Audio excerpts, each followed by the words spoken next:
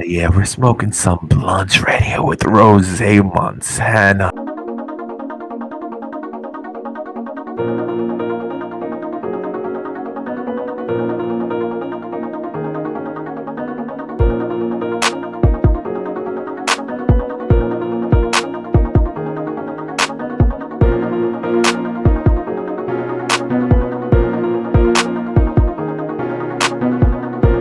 What's up, y'all? It's your boy Rose Montana, back with another one.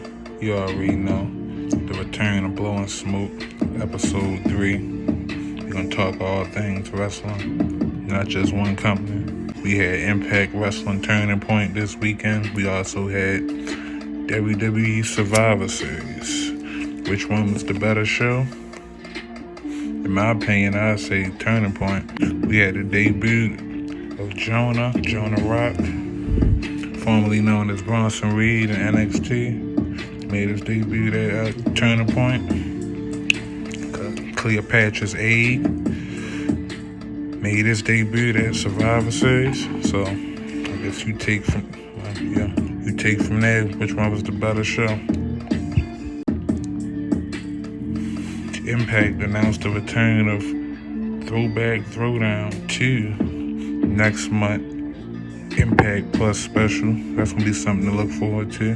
Also, coming out of Turning Point, we got the first 2 matches for Impact Wrestling's Hard to Kill pay-per-view Saturday, January 8th. At the Factory in Dallas, Texas, we got Knockouts champion Mickie James defending against Deonna Purrazzo, former 2-time champion. And we also had, for the first time ever, Knockouts Ultimate X match to crown the number 1 contender for the Knockouts Championship. Now let's talk about Survivor Series for a minute.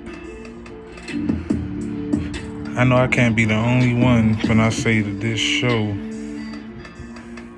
it made no sense. There was no point to it. SmackDown only won 1 match. If I'm mistaken, it was Roman. So I guess that was supposed to make up for SmackDown losing every year. Roman Reigns getting the 1 win. Then why can't the WWE champion win? Why is it always they gotta lose?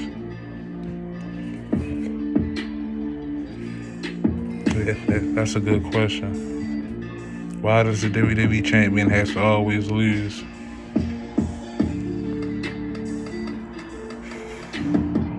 Survivor Series used to mean something. One of my favorite Survivor Series back in 2001, winner take all. Alliance versus Team WWF. Fast forward, I guess what you could say, maybe 15 to 16. Team Cena versus Team Authority. That was a good one. It meant something. It had meaning to it. But yesterday's show, 5 teams picked. The 5-man team picked at random. What was the men's story supposed to be? They can't trust Kevin Owens, and come to find out you couldn't trust him. I mean, it made no sense to me. In the women's match, they had an advantage until all of a sudden Sasha Banks started getting on everybody's nerves. They was getting along all the way up until Bianca was the only one in there. So we got the typical comeback victory that we always get. Same old. Really the only good match I would say was the opening, Charlotte and Becky. But it was pretty much, the same old stuff they always give us. They tried to give us something new, but it is what it is. So I would have to say, out of both pay-per-views this weekend, I would say Turning Point was the best show.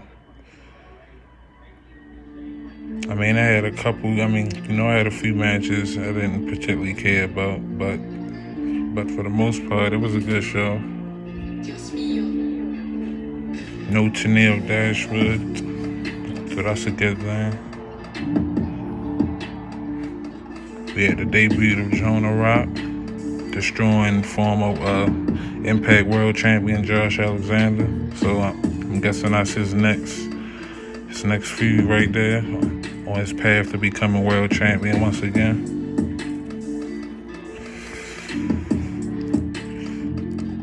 My man Moose in the main event defeated his former best friend Eddie Edwards to retain his Impact World Championship.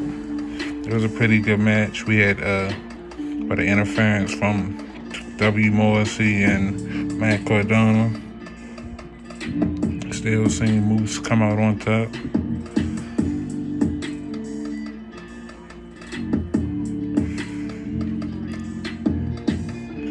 We had some other things happening too this weekend. Crowned the new Ring of Honor World Television Champion. Dalton Castle defeated Dragon Lee to become the champion, ending Dragon Lee's 133-day reign. What does this mean for Ring of Honor? I'm not too sure. They're still doing the title changes, so maybe the titles may still be defended in other promotions. I guess we'll have to wait to see in January how they gonna do it. But in the past few weeks, we had new Ring of Honor Tag Team Champions in the OGK.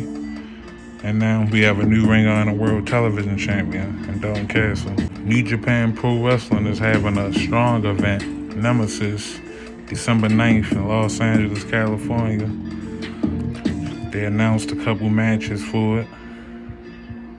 Jay White versus Fallen Angel Christopher Daniels. The debuting Jonah versus David Finlay. Alex Zane versus Aria Daivari.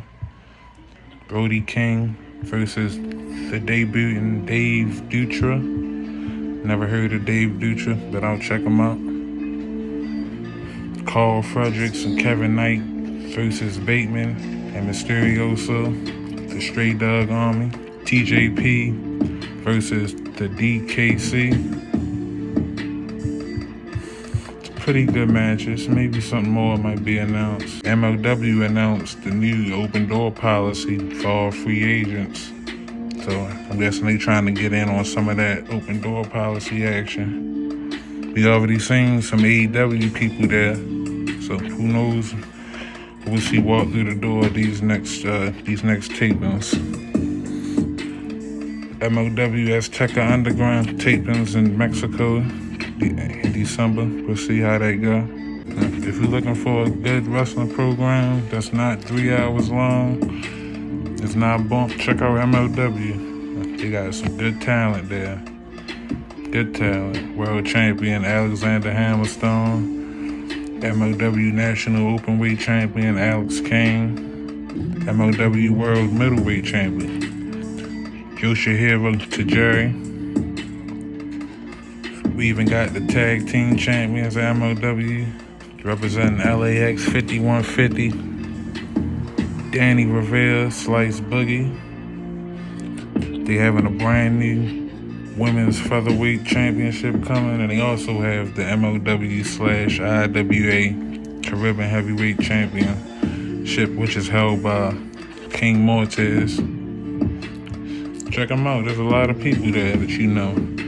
Jacob Fatu, Davey Richards, TJP, Enzo, Alex Shelley, Los Parks.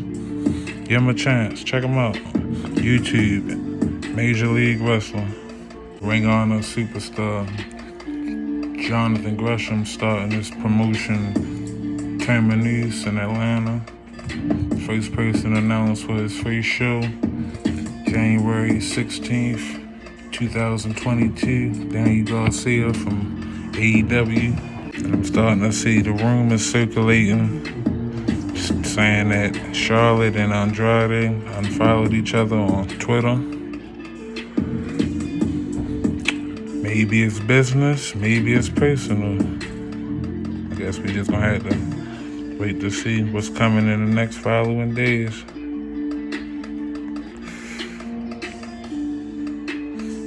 That's it for this little return episode of Blowin Smoke.